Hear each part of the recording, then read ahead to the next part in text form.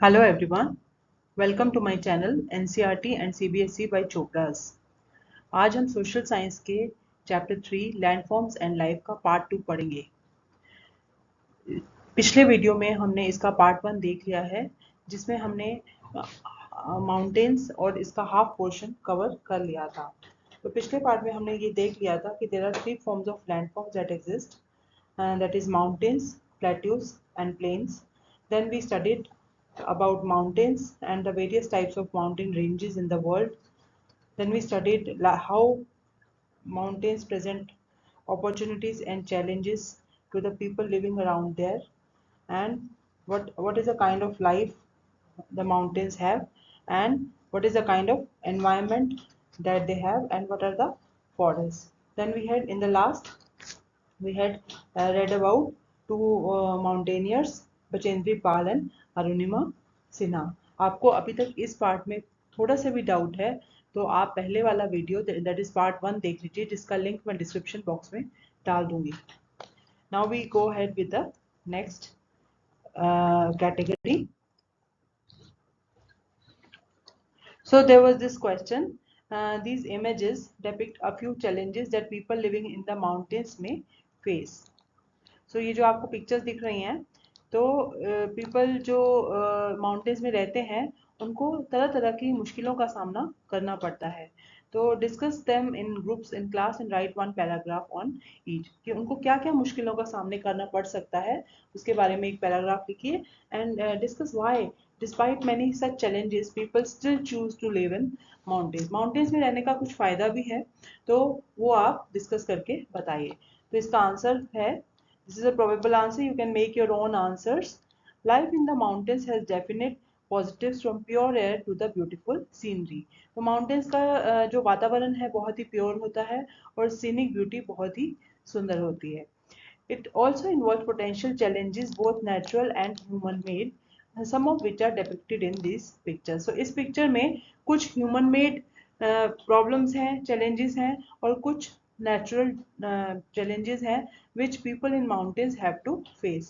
At higher altitude, air becomes thinner and the pressure of oxygen decreases. जैसे जैसे height बढ़ जाती है तो ऑक्सीजन का लेवल वहाँ पे कम हो जाता है, तो दस breathing becomes difficult on mountains. तो इसीलिए माउंटेन्स पे जाके सांस लेना या इवन जो हार्ट पेशेंट्स होते हैं उनको काफ़ी प्रॉब्लम होती है। On the mountains weather is very harsh, like colds are a bit more colder and there are more chances of wildfire।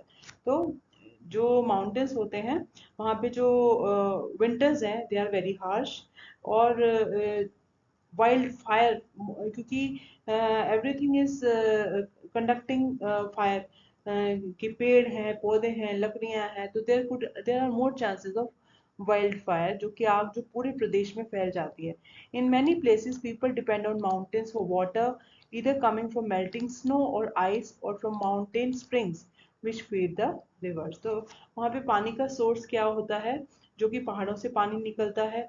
जब बर्फ पिघलती है तो पहाड़ों से कुछ पानी निकलता है, तो वो उस सोर्स पे ही लोग डिपेंडेंट होते हैं। Many traditional communities around the world consider mountains to be sacred places and worship them। तो बहुत सारी पारंपरिक कम्युनिटीज जो हैं माउंटेन्स को बहुत पूजनीय मानती हैं और उनकी बहुत पूजा करती हैं। Mount Everest, the highest mountain in the world at 8,849 meter, has many names। जैसे कि जो माउंट एवरेस्ट है जिसकी हाइट 8,849 मीटर है, it is the highest mountain in the world that we all know. तो इसको भी अलग अलग नामों से जाना जाता है, जैसे कि तिब्बतन्स उसको चोमुंगा कहते हैं, which means mother goddess of the world.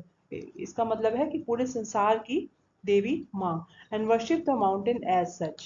तो तिब्बतन्स भी जो है माउंटेन की पूजा करते हैं। नेपालीज कॉल इट सागर माथा, meaning goddess of the sky. तो नेपालीज भी इसको सागर माथा कहते हैं, इसका मतलब आकाश का देवता। Similarly, Mount Kailash in Tibet is held sacred by followers of Hinduism, Buddhism, Jainism and Bon, which is an ancient Tibetan religion। तो बहुत सारे रिलीजन जैसे कि हिंदू धर्म, बुद्ध धर्म, जैन धर्म और बौन धर्म, जो कि एक तिब्बतन रिलीजन है, वो इस माउंट कैलाश की भी पूजा करते हैं. Such reverence for mountain summits is also found elsewhere in India as well as in other parts of the world. So it is not only in India that mountains are worshipped, it is in other parts of the world also. So with this we have finished the first landform, that is mountains. The second landform is plateaus. So plateau is a landform that rises up from the surrounding land and has a more or less flat surface. तो इसका क्या है कि वो आसपास के area से तो उठ गया है, उठ जाता है, लैंडफॉर्म जो उसका बेस है वो और लैंड से उठा हुआ होता है और इसका जो है फ्लैट सरफेस जो है वो कम होता है. Some of its sides are often steep slope. तो इसकी जो साइड्स हैं वही स्टीप स्लोप्स होती हैं, बाकी जो इसका ऊपर का तह है वो फ्लैट होता है. Like mountains, plateaus can be young और old in terms of the earth's history. तो जैसे माउंटेन को हमने बताया था कि Himalayas are relatively young mountains, तो प्लेट्यूज भी जो है यंग या ओल्ड हो सकते हैं डिपेंडिंग ऑन कि वो अर्थ हिस्ट्री से रिलेट करेंगे तो. Two examples of plateaus are Tibetan Plateau, the largest and highest plateau in the world, and Deccan Plateau. These are the two examples of the plateaus which we should know. Tibetan Plateau, which is the largest and highest plateau, and then the Deccan Plateau. So the height of plateau can vary from a few hundred meters to several thousand meters. तो इनका जो height है वो 100 metre से लेकर several thousand meters तक हो सकता है. Don't miss out. The Tibetan Plateau has an average altitude of 4,500 meter, which explains why it has been named as the roof of the world. तो तिब्बतन जो प्लेटो है इसका average altitude, altitude is height, समुद्र तल से जो ऊंचाई है वो 4,500 मीटर है, इसीलिए इसको रूफ ऑफ द वर्ल्ड कहा जाता है, संसार की छत कहा जाता है. From east to west it is nearly 2,500 kilometre long, the distance from Chandigarh to Kanyakumari. तो इसका जो छत है उसकी जो विड्थ है वो 2,500 किलोमीटर. तो एल्टीट्यूड इज 4,500 और इसका जो छत है तो this altitude, this is altitude, this is 4,500 और ये ऐसे इसकी जो छत है दैट इज 2,500 किलोमीटर लॉन्ग. तो it is equal to distance from Chandigarh to Kanyakumari. The Deccan Plateau of Central and South India is one of the oldest plateaus in the world. जो Deccan Plateau है जो कि central और south India में पाया जाता है वो ओल्डेस्ट प्लेटू है, form through volcanic activity millions of years ago. तो ये जो डेक्कन प्लेटू था वो वोल्केनिक एक्टिविटी से उत्पन्न हुआ था बहुत लाखों करोड़ों साल पहले. Like mountains, plateaus are rich in mineral deposits. They have been called store houses of minerals. तो प्लेट्यूज जो होते हैं वो बहुत रिच होते हैं मिनरल्स में, तो that is why they are called as storehouses of minerals. तो plateaus are called storehouses of minerals. As a result mining is a major activity on plateaus. तो इससे क्या होता है कि जो माइनिंग है, खदान जो खुदाई होती है, वो एक मेजर एक्टिविटी बन जाती है प्लेटो पे. Where many of the world's largest mines are found. तो प्लेटो पे ही बड़ी बड़ी खदान है पाई जाती हैं. For example the East African plateau is famous for gold and diamond mining. तो ईस्ट अफ्रीकन प्लेटो में गोल्ड और डायमंड की खुदाई होती है. In India huge reserves of iron, coal and manganese are found in the Chota Nagpur प्लेटो. तो छोटा नागपुर में जो कि इंडिया में है वहां पे आयरन, कोल एंड मैंगनीज की भी खुदाई होती है. तो plateau environment is very diverse across the world. Many plateaus have a rocky soil which make them less fertile than the plains. तो इनके प्लेट्यूज की जो सॉइल है वो काफी रॉकी हो जाती है, जिसकी वजह से उनकी उपजाऊ क्षमता, उपजाने की क्षमता, फर्टिलिटी कम हो जाती है, and therefore less favourable to farming. इसीलिए वहां पे खेती करना इतना फेवरेबल नहीं होता है. And exception is that of lava plateaus. लेकिन जो लावा प्लेट्यूज होते हैं जैसे कि जो कि वोल्केनिक एक्टिविटी से निकलता है लावा और वो जो ठंडा होके ब्लैक सॉइल बन जाता है, तो those are exceptions because they have better fertility in the area. So plateaus are home to many spectacular waterfalls. Victoria waterfall On the Zambezi River in southern Africa, the Hunru Falls on Subarnarekha River in the Chota Nagpur Plateau, and the Jog Falls in the Saravati River in the Western Ghats are few such waterfalls. The No Kalikai Falls drop down 340 meters from Cherrapunji Plateau in Meghalaya. तो देखिए ये देख सकते हैं हम figure 3.7 में, this is a plateau जो कि इसका जो एंड है वो काफी स्टीप है और यहाँ से वाटरफॉल गिर रहा है. This white indicates waterfall and this side is steep और ऊपर जो है बिल्कुल प्लेन है. So this is where we end plateaus. The third landform is plains. So plains are landforms that have an extensive flat or gently undulating surface. तो इनकी जो है extensively flat, बहुत दूर दूर तक ये flat surface होती है. They do not have any large hills or deep valleys. इनके ऊपर ना तो कोई hills होती हैं और ना ही valleys होती हैं. They are generally not more than 300 meters above sea level. तो ये 300 मीटर सी लेवल के एल्टीट्यूड जो इनका होता है सी लेवल से 300 मीटर के से ज्यादा नहीं होता है. तो what is sea level? The average level of the surface of the oceans also called mean sea level. तो जो ओशंस का एवरेज लेवल है उसको हम मीन सी लेवल भी कहते हैं. So it is the level of the top not the sea bed. So जो टॉप पानी जहाँ पे है वहां से लेकर जितनी भी हाइट होगी तो that will be called as altitude of the particular plain और माउंटेन.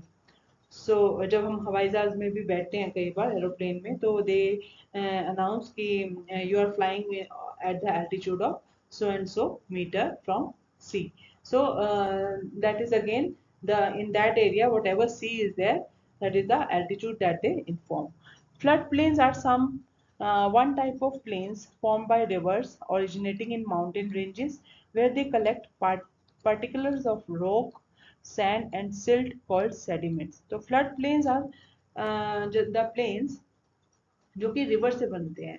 जब रिवर जो है माउंटेन से बाहर आती है तो वो रॉक सैंड सिल्ट कलेक्ट करती हुई आती है. उसमें बहुत सारे कंकर पत्थर जो है आ जाते हैं and these are called as sediments. तो these sediments are carried all the way to the plains. तो ये जो सेडिमेंट्स हैं ये नीचे प्लेन्स में आ जाते हैं where rivers deposit them making the soil very fertile. तो क्या होता है कि रिवर जो है ऐसे सेडिमेंट्स को नीचे प्लेन्स में डिपॉजिट कर देती है जिससे कि सॉइल जो है उपजाऊ हो जाती है.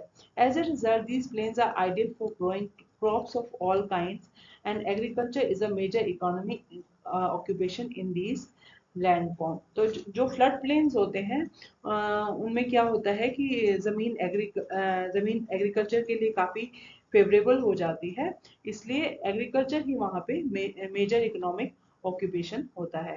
Plains also support a variety of flora and fauna. तो जो प्लेन्स पे flora that is plant life and fauna that is animal life is also supported. Let us explore.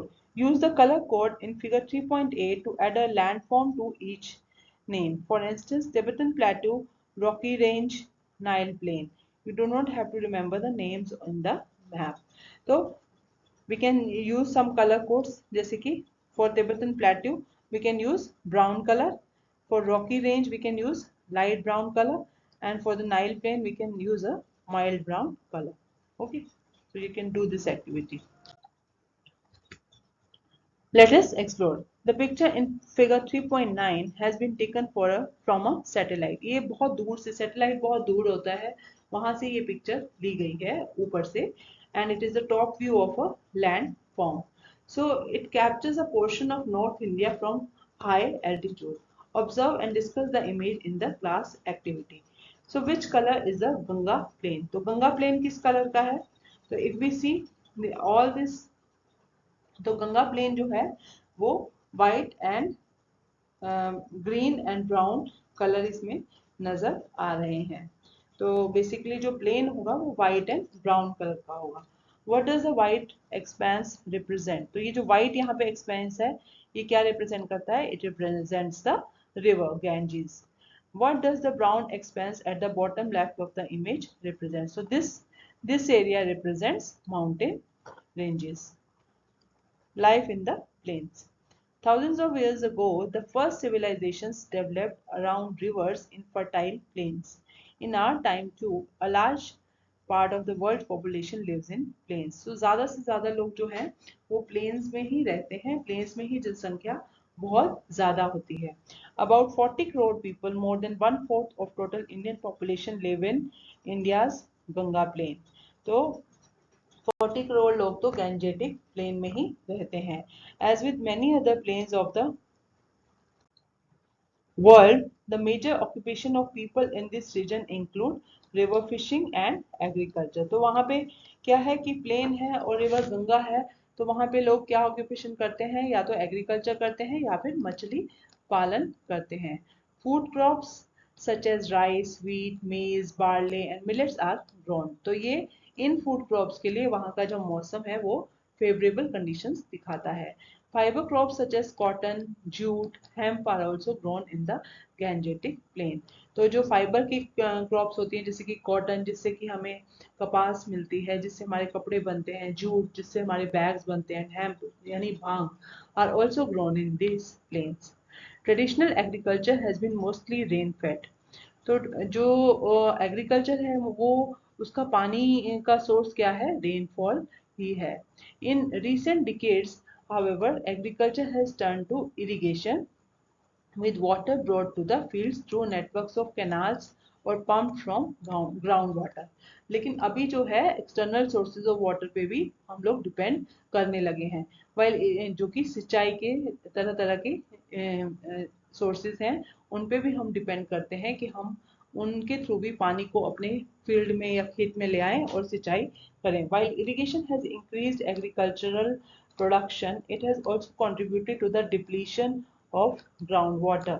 तो अभी क्या हो गया है कि इरिगेशन जब हम करते हैं तो पानी नीचे से खींचते हैं तो एग्रीकल्चरल प्रोडक्शन तो बढ़ गया है, लेकिन जो ग्राउंड वाटर का लेवल है वो डिक्रीज हो गया है. This presents a challenge for the future of agriculture in the region. तो ये जो है हमें इसका भुगतान जो है आगे करना पड़ सकता है, क्योंकि आगे आगे जाकर जब पानी कम हो जाएगा तो बहुत प्रॉब्लम्स हो जाएंगी. Some of the other problems affecting the Ganga plain include high population and pollution.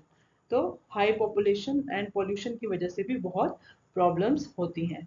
Weather in mountain ranges or plains, rivers around the world have carried immense cultural value. तो rivers में भी बहुत सांस्कृतिक कार्यक्रम होते हैं. In particular, many communities have considered a river source and its confluence with one or other two rivers to be sacred. तो बहुत सारी communities में अगर confluence यानी meeting point of two or more rivers, जैसे कि प्रयागराज में Ganga, Jamuna, Saraswati, they all meet together. So that is why that place is called as, people visit that place, see that place, and offer their prayers to the Lord rivers or the rivers there, Ganga Ma, Saraswati Ma, and Jamuna. सो इन जगहों को sacred माना जाता है. In India numerous festivals, ceremonies and rituals are conducted at such locations. वहाँ पे बहुत सारे त्योहार, बहुत सारी सेरेमनीज और भांति भांति के रिचुअल्स किए जाते हैं. Because plains have a gentle slope, river navigation is easy and supports a lot of economic activity. क्योंकि उसकी स्लोप बहुत जेंटल होती है, it is not a steep slope, तो रिवर में नेविगेट करना, एक जगह से दूसरी जगह आना बहुत इजी हो जाता है और इससे बहुत इकोनॉमिक एक्टिविटीज बढ़ जाती हैं. In earlier days people used rivers extensively to travel from one place to another. तो पहले के ज़माने में रिवर से ही लोग एक जगह से दूसरी जगह आया करते थे. Even today, as you can see from this figure, there are stretches along the Ganga where people prefer to use boats to move around. तो वहाँ पे बहुत सारे स्ट्रेचेस ऐसे होते हैं जहाँ पे जो लोग हैं वो बोट से ही आना जाना पसंद करते हैं एक किनारे से दूसरे किनारे तक. Can you give examples of river sources or confluence from your region that are regarded sacred by any community? सो आप इसका आंसर अपने कम्युनिटी के हिसाब से या जहाँ पे भी आप रहते हैं उसके हिसाब से लिख सकते हैं. तो I am just giving example. Rivers are the main source of fresh water. I am impressed by that region where I am living. River Ganga passes from nearby place. Cool air blows in the morning. Birds are chirping. The water is flowing with great speed and full enthusiasm. Fishermen catch hold of the fishes. Children also enjoy near the bank of the river. They have their pet animals also with them. So this is the scenery.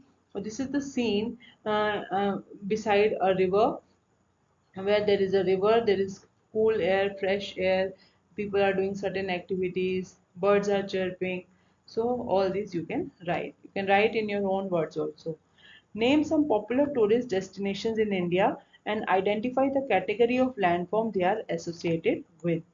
तो popular destination जो हैं वो बहुत हैं, destinations तो बहुत हैं tourist destination India में। तो some of them you can mention, जिसमें कि अलग अलग लैंड फॉर्म्स आए, जैसे कि one I have mentioned is Shimla, which is one of the most popular tourist destination, or we can say it is a hill station in India. So Shimla is the capital of Himachal Pradesh. Shimla is called the Queen of Hills. It's a beautiful hill town in the lap of nature. It is surrounded by pine or deodar forest. Shimla is covered by indifferent ranges of hill and lush greenery. Weather is quite chilled here. It is covered with beautiful mountains, lakes, etc. So this is one landform. Second is Agra. So there also it is a plain. So in this chapter, we explored the three main landforms, but its surface is very complex and experts often define a few more landforms. One such landform is the desert. इसके अलावा भी जो है expert कहते हैं कि जो है एक और landform होता है, that is called desert. So deserts are considered to be large and dry expanses with very little precipitation. तो जो deserts होते हैं वो काफ़ी बड़े होते हैं, बहुत उनका expansion बहुत ज़्यादा होता है, और उनके वहाँ पे उस एरियाज में प्रेसिपिटेशन या रेन बहुत कम होती है. Their flora and fauna are also unique. उनकी जो प्लांट लाइफ है और एनिमल लाइफ है, that is also different from the other landforms. Some deserts are hot, like Sahara Desert in Africa or Thar Desert in the northwest of Indian subcontinent, जो कि राजस्थान में है. तो ये जो डेजर्ट्स हैं, सहारा डेजर्ट या फिर थार डेजर्ट, ये जो है बहुत गर्म रहते हैं. Other are cold also, like Gobi desert in Asia. So and even Antarctica continent is also a desert. So they are very cold deserts. Despite harsh living conditions, humans have adapted to most of the deserts. तो जबकि वहाँ पे बहुत ही मुश्किल conditions हैं living की, बहुत ही गर्मी है या बहुत ही ठंडे हैं, एंड वहाँ का जो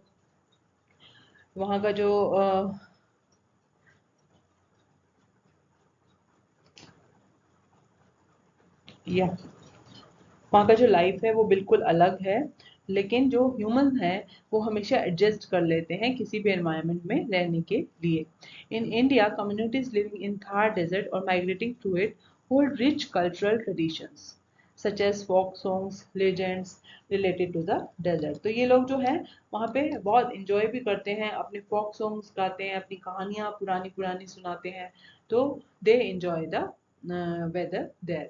The diverse ways in which humans have made all landforms their home is a testimony to our adaptability and resilience. तो जो हम लोग डाइवर्स तरीकों से रहते हैं, कि कोई माउंटेन्स में रहता है, कोई प्लेन्स में रहता है, कोई प्लेट्यूज में रहता है, कोई डेजर्ट्स में रहता है, तो इट शोज आर अडेप्टेबिलिटी, कि हम लोग ह्यूमन बींग्स जो हैं कहीं पे भी अडेप्टेबल हैं, कहीं पे भी रहने के लिए एडजस्ट कर लेते हैं, and it shows their resilience. So resilience is the capacity to meet challenges and difficulties, adapt to them और ओवरकम देम. तो रेजिलियंट, कोई भी वहाँ पे एनवायरनमेंट का इशू होता है, we are resilient, we don't get move by that. So this is a testimony to our adaptability and resilience, that we have managed to live in all types of diverse type of landforms. So this is five denies of ancient Tamil Sangam poetry, in which five landscapes and the main occupations, जैसे कि mountainous region पे जो है hunting and gathering was the main occupation. Grassland and forest में क्या होता है, cattle rearing. Fertile agricultural plains में फार्मिंग, कोस्टल रीजन्स में fishing and seafaring, and arid desert like regions में जर्निंग एंड फाइटिंग। तो basically you don't have to remember this deny, but what you have to understand is कि जैसे landscape होता है उसका occupation भी उसके हिसाब से चेंज हो जाता है।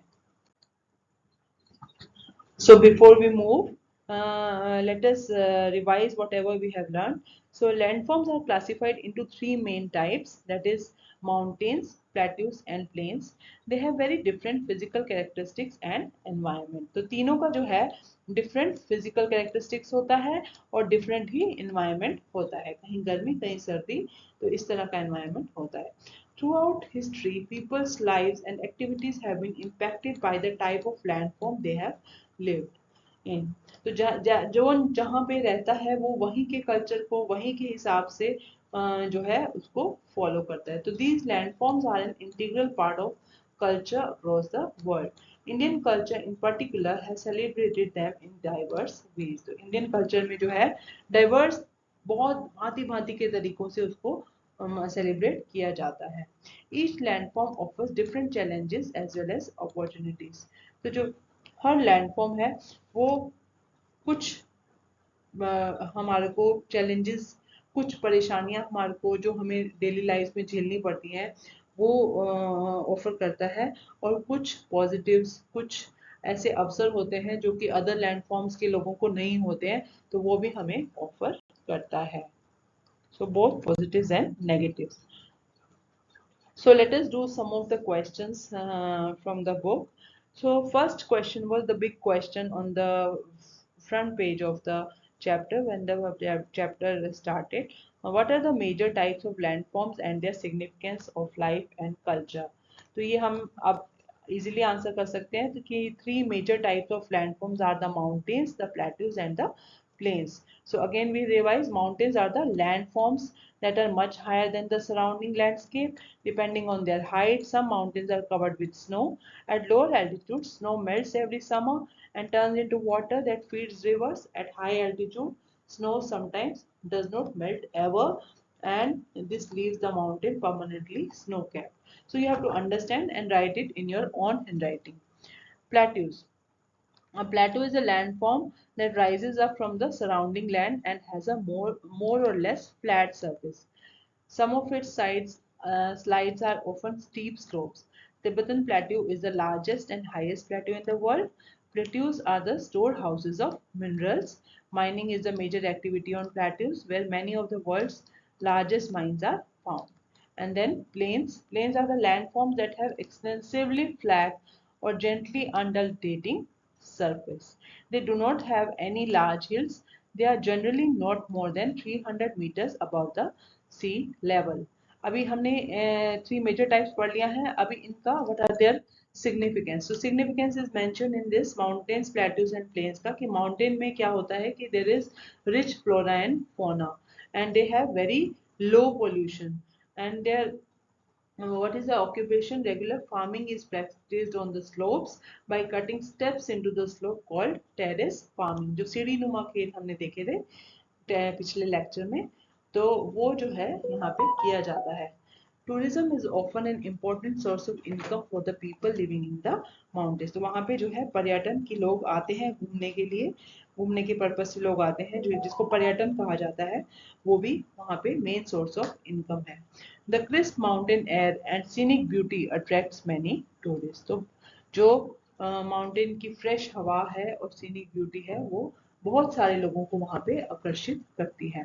So plateaus have, what is the significance of plateau? Plateaus have rich mineral deposits. तो इनके अंदर बहुत मिनरल्स अच्छे रिच डिपॉजिट होते हैं। Many of the mining areas of the world are located in plateau regions. Africa plateau is famous for gold and diamond mining. Similarly, Chota Nagpur plateau has huge reserves of iron and coal. Plateau environment is very diverse across the world. Many plateaus have rocky soil. Rocky soil से क्या होता है? It becomes less favorable to farming. Plateaus are the home to many spectacular waterfalls. So plateaus में जो है बहुत सारे झरने देखने को मिलते हैं because of the geometrical structure it has. Plains. Plains in many areas are important for doing agriculture work on a large scale. They have gentle slope, river navigation is easy and supports lot of economic activity. Even today, there are stretches along Ganga where people prefer to use boats to move around. So our next question is, what are the challenges and opportunities of life associated with each landform? तो already हमने कर लिया है कि mountains में जो है there are more susceptible to natural hazards, वहाँ पे बहुत नेचुरल हजार्ड होने के चांसेस रहते हैं, जैसे कि एवलांचे, लैंडस्लाइड, क्लाउड बर्स्ट जो बादल फट जाता है, या फिर फ्लैश फ्लड की एक जगह पे बहुत ज़्यादा पानी बरस गया और उसकी वजह से वहाँ पे पानी इकट्ठा हो गया और जो है वहाँ पे नुकसान कर रहा है इकट्ठा हो गया, तो those are flash floods. So mountains are very steep and naked which can impact daily life, agriculture also. Opportunities क्या होती है माउंटेन्स में? Mountains are stored houses of natural beauty with fertile soil. Next is plateau. One of the main challenge of plateau is outgoing erosion of their surface. तो उनका जो है soil erosion हो रहा है. This erosion can lead to patchy landscape which can hinder the development of agriculture and construction of infrastructure like roads. तो क्या है कि वहाँ पे जो है patchy landscape है, स्मूथ नहीं है, तो इसकी वजह से इंफ्रास्ट्रक्चर डेवलप करने में प्रॉब्लम होती है और एग्रीकल्चर भी करने में प्रॉब्लम होती है. Plains are ideal for growing crops of all kinds. Agriculture is a major economic occupation in the landforms. Plains also support variety of flora and fauna. तो यहाँ पे भी जो एग्रीकल्चर या फार्मिंग है वो मेजर एक्टिविटी है. They support variety of flora and fauna. Next is the last questions and answers from your book. So, in what type of landform is your town, village, city located? Which features mentioned in this chapter do you see around you? So, you can pause the video and write it down if you want in your notebooks. So, I am living in a town where landform is quite plain. तो मैं जो है plain में रहता हूँ. We can do agriculture work on this land as the soil is quite fertile. तो plains में क्या होता है? Soil काफी fertile होती है. So black soil is found on the very large scale.